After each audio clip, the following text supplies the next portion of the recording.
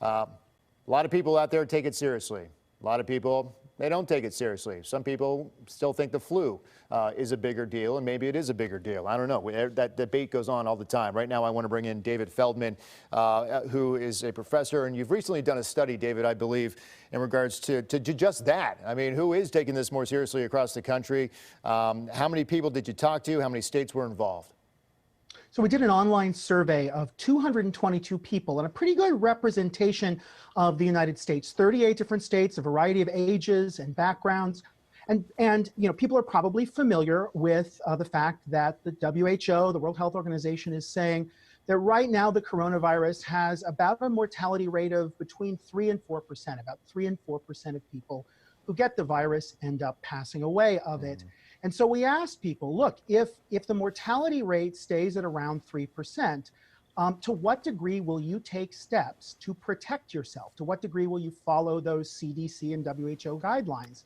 And I was frankly surprised to find out that a full 49% of people said that they really wouldn't do much to protect themselves. And so we actually went a step further and we tried to figure out, we asked a series of questions to try to figure out what are the psychological factors that distinguish between people that do and do not prepare.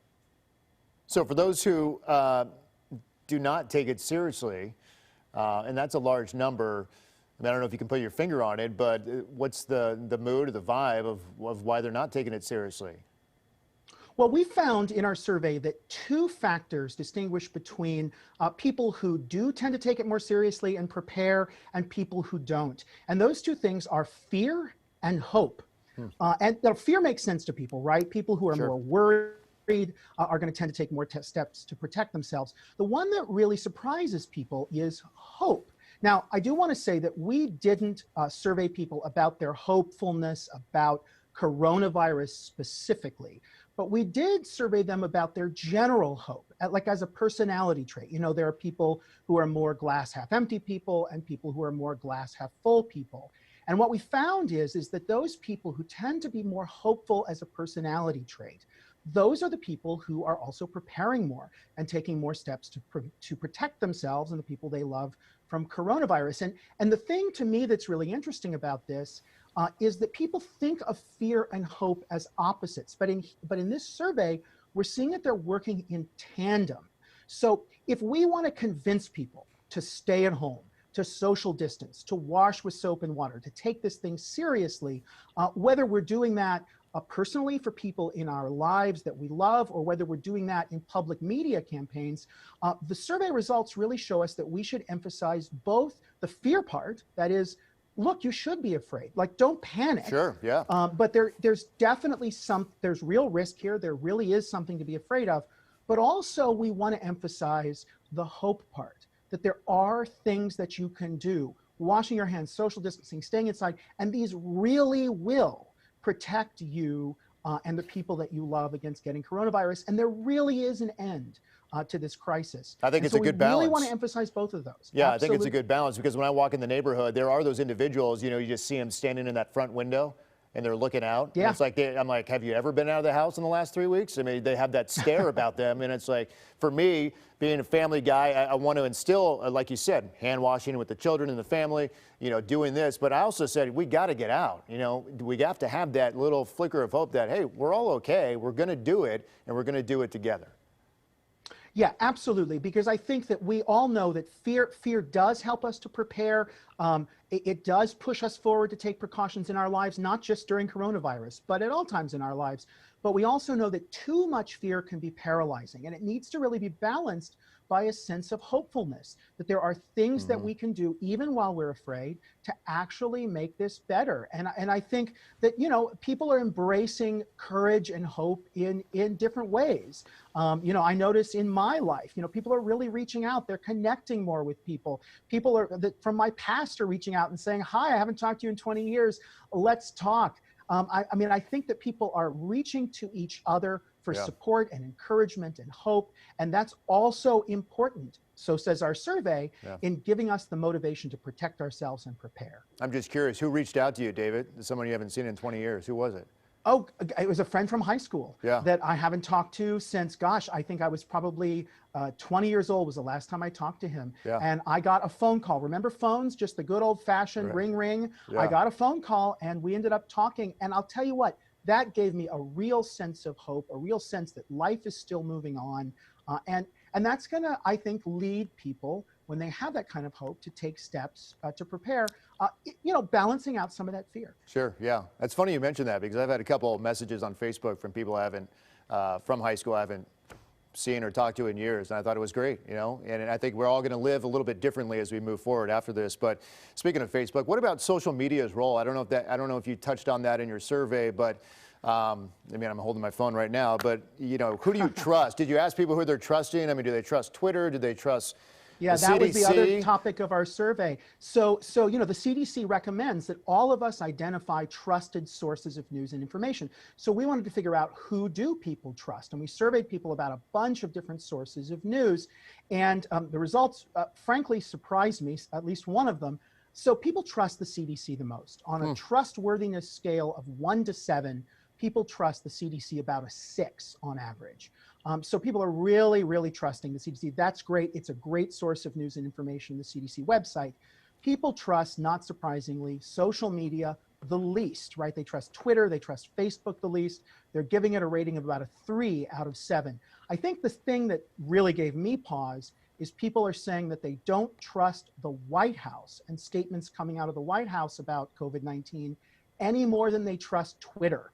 Wow. Now, we can't really say why that is from our survey, but what seems to be clear is people aren't super keen on listening to what the White House has to say right now.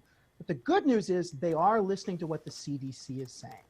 And I think that's really important because that really is our best source, I think, of really objective information about the outbreak. A couple of weeks ago when gyms were still open, my mother lives with me and she goes to the gym.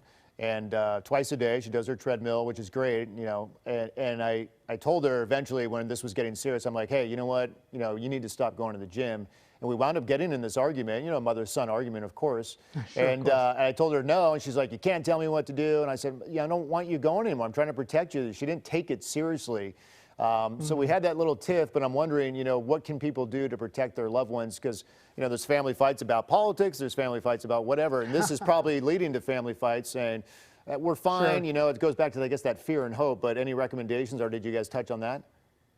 Well, first of all, I would say that now is a time to stick your neck out. If you're somebody who's sort of conflict avoidant and you tend to avoid those kinds of confrontations or arguments with family members, and they're not taking steps to protect themselves, if you're going to stick your neck out and get into a bit of a conflict, hopefully a loving one, now's the time to do it. But yes, I think if you're taking the results of our survey seriously, the message should emphasize both fear and hope. And we can do a little bit of assessing of the person we're talking to find out which one needs to be emphasized more. We all know people in our lives who are just sort of naively optimistic and naively hopeful. Those people that are saying, well, there is no problem, it'll be fine. Well, for those people, maybe we should emphasize in our message a little bit of the fear, right? A little bit of the risk to help balance out that naive hopefulness.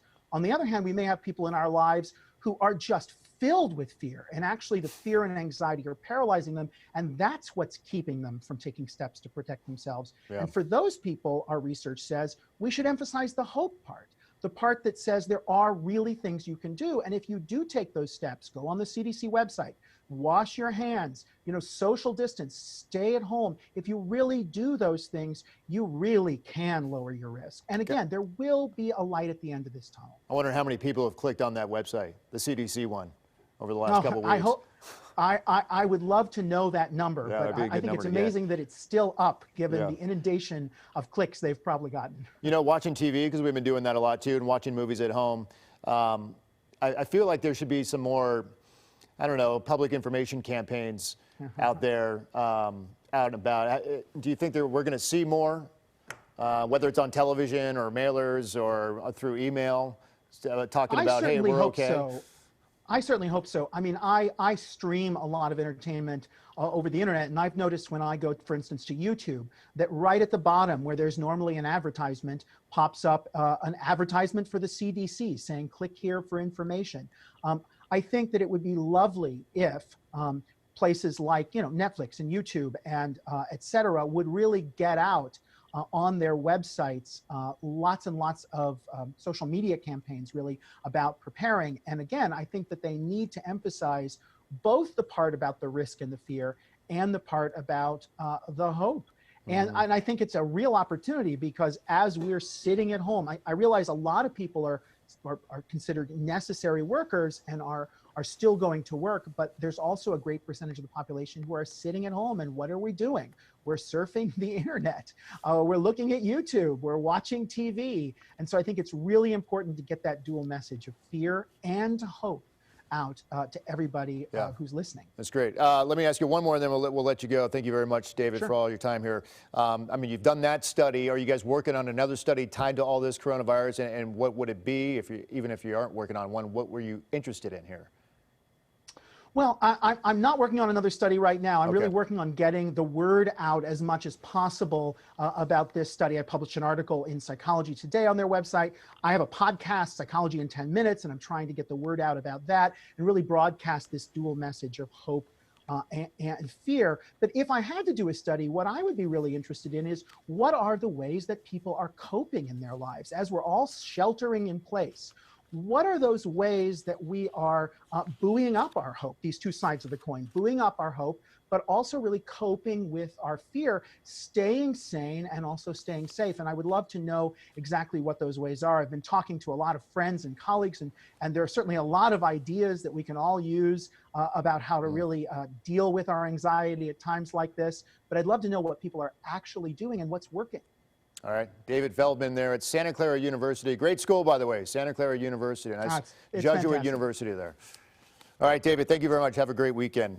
Just a reminder here, you are watching the Daily Coronavirus Update live from Fox, everybody. My name is Mike Meback. We do it every day, Monday through Friday, starting at 10 a.m. on the West Coast, 1 in the afternoon on the East Coast.